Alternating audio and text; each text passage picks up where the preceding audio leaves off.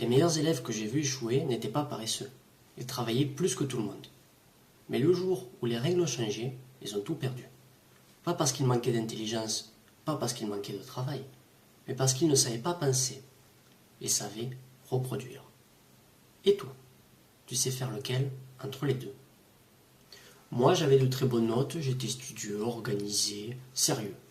Je savais travailler et ça fonctionnait, la plupart du temps, voire quasiment tout le temps. Jusqu'au jour où les exercices ont changé. Pas plus difficile, mais formulés autrement. Notre structure. Et là, je ne reconnaissais plus rien. Je cherchais une forme familière et il n'y en avait pas. Et là, j'ai compris un truc essentiel. C'est que je n'avais jamais vraiment appris à penser. J'avais appris à reproduire. Ce n'était pas un problème d'intelligence, ce n'est pas un problème de travail non plus, c'est un problème de structure. Les bons élèves développent une compétence forte, savoir reproduire avec précision. Mais ils négligent souvent la plus importante, reconstruire sans modèle. Et personne ne leur dit. Parce que tant que ça marche, ça marche. Jusqu'au jour où ça ne marche plus. Quand tu réussis souvent, ton cerveau optimise. Il stocke des procédures, des mécanismes. Il reconnaît des formes, il devient alors rapide. Mais il ne vérifie pas si la structure est solide.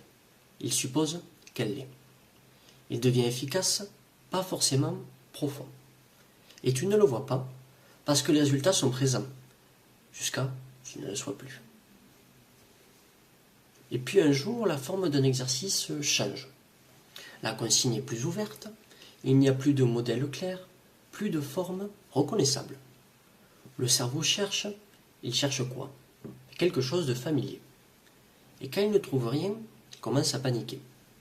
Pas forcément visiblement, parfois c'est juste un blanc. Une seconde de vide, l'impression de ne plus savoir par où commencer. Et je suis sûr que tu as déjà ressenti ça. Il y a un moment très précis où ce que je viens de dire juste avant s'aggrave de façon exponentielle. Et ce moment-là, c'est sous pression. Alors sous pression, que se passe-t-il? Sous pression, le cerveau veut aller encore plus vite. Il va avancer quoi qu'il en coûte, mais de façon rapide. Il veut retrouver quelque chose de déjà connu. Il veut reproduire. Et c'est exactement là que tout se révèle. Parce que si la structure n'a jamais été construite en profondeur et en amont, la pression ne fait pas ressortir le meilleur. Elle fait ressortir le vide. On va faire ensemble un test rapide, très simple.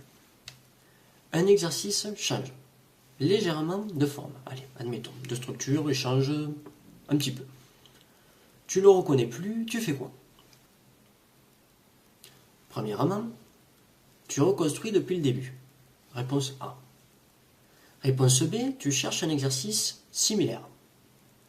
Réponse C, tu vas plus vite pour compenser. Réponse D, tu bloques.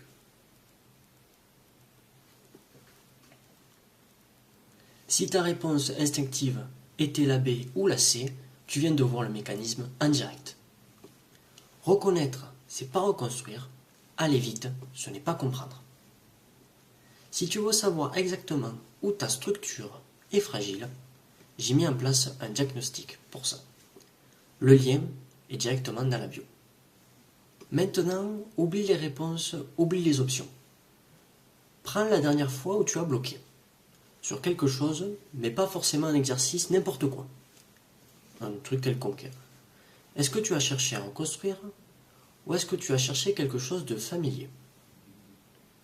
Si tu as besoin de reconnaître pour avancer, la structure n'est pas encore là. Et c'est pas un jugement, c'est un point de départ. La vraie solidité, elle ne vient pas dans la répétition. Elle vient dans le fait de reconstruire. Comprendre vraiment, c'est pouvoir repartir de zéro. Sans modèle, sans béquille, sans forme familière. Dans la prochaine vidéo, qu'est-ce qu'on va faire? Je vais te soumettre un problème. Tu vas penser avoir la réponse immédiatement. Et tu auras sûrement tort. Et ce moment précis, c'est exactement ce dont on vient de parler. Si tu n'as pas pu voir la vidéo précédente, regarde-la ici. Et si ce travail sur la compréhension te parle, reste ici.